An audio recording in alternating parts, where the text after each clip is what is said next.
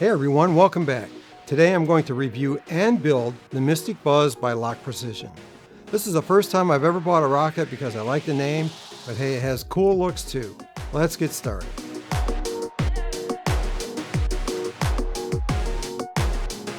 The Mystic Buzz comes with plywood centering rings for the motor mount, bulkhead, various fasteners, and really nice plywood fins, aircraft plywood. And this is the upper fin here.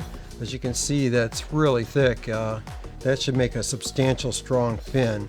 I have already sanded the leading edge here on both the pieces, but for this particular model, one thing you want to do is make sure that you leave this square here in the area between the fins, because the rocket is supposed to have some sort of buzzing sound as it decelerates. Whether that works or not, I don't know. We'll just have to find out, but we want to get every chance possible to see if that works. But anyways, this is a split fin design, so it takes a little more assembly time and a little more forethought to do that. And there's several other pieces here in the kit. Let's take a look at those. Included in the kit is a tubular nylon shock cord, Z clips for motor mount retention, various hardware, a quick link, rail buttons, and some screws and stuff to fasten that end. I have also included in my order a number 9 swivel mount here. This helps prevent your parachute from spinning around too much. It controls the spin. And I also ordered this fireproof blanket. It's 12 by 12, and that's a perfect size for a 4-inch rocket as we're assembling here. Now this will help prevent your parachute from getting burns in it. You can use some fireproof, we call it dog barf or whatever, but the addition of this fireproof blanket will keep your parachute from getting holes in it and will just prolong the life of it.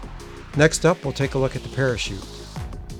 This is a 46-inch parachute by LOC Precision. That's one thing I like about the LOC kits, is they always come with a really nice parachute.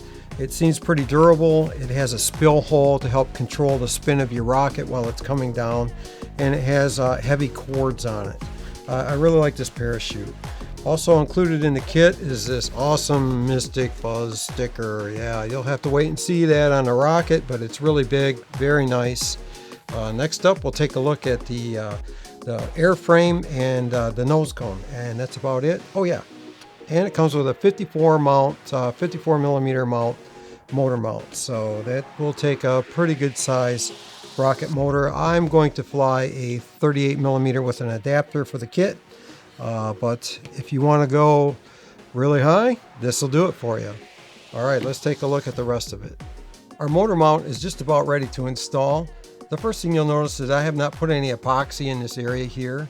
That's so I can remove the motor mount ring, the centering ring, and that way we can get at the back of the rocket to put additional epoxy in here where the other fins are in the aft end.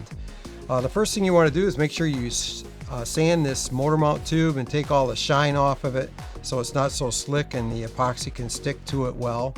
You may also notice that I have drawn some lines on here, and I used a template from Payload Bay. I'll leave a link in the description to put these lines on here, and I'll get to the reason for that in just a minute.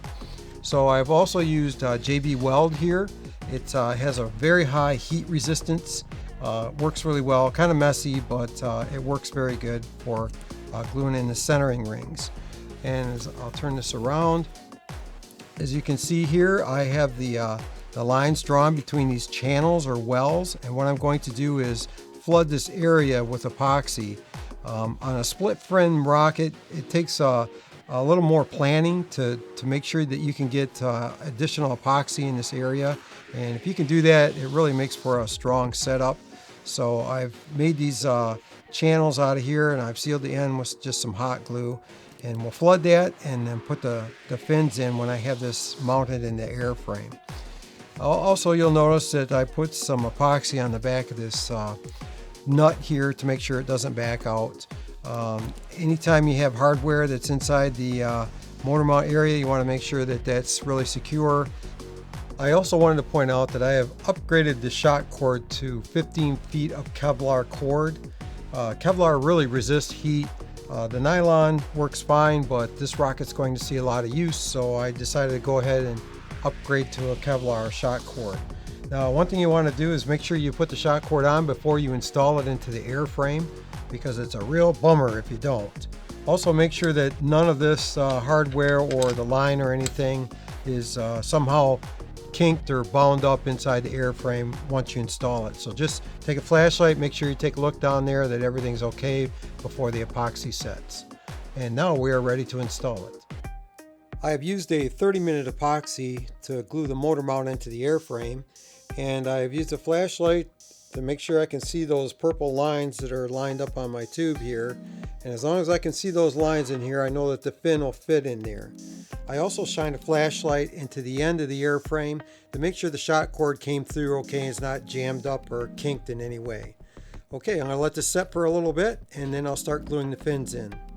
I have drawn a pencil line on my fin to make sure that it sits down properly against the motor mount tube and that it doesn't creep out or anything like that. So I know that if I can't see that line, that the fin is all the way down onto the motor mount tube. I'm going to heat up this marine epoxy with a hair dryer till it gets to about 95 or 100 degrees Fahrenheit, and then I'm going to put it into this syringe right here and inject it into the wells that are inside. I'll take a dowel and mix it up in there really good and flood that area and then put the fin in. There's no line here, so I know my fin root is set all the way down onto the motor mount. You can see my fin alignment guide here to keep everything nice and straight. I'll go ahead and get the rear fin ready. I'll just butter up some epoxy on that, set that in there, and let that set.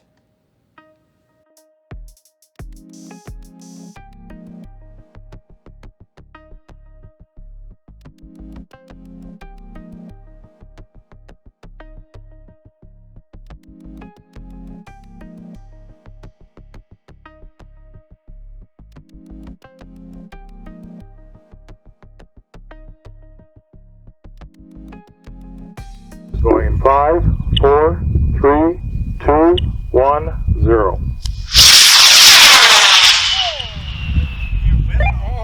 And that is a mystic buzz. 1, 0. Oh, you're with them. Oh.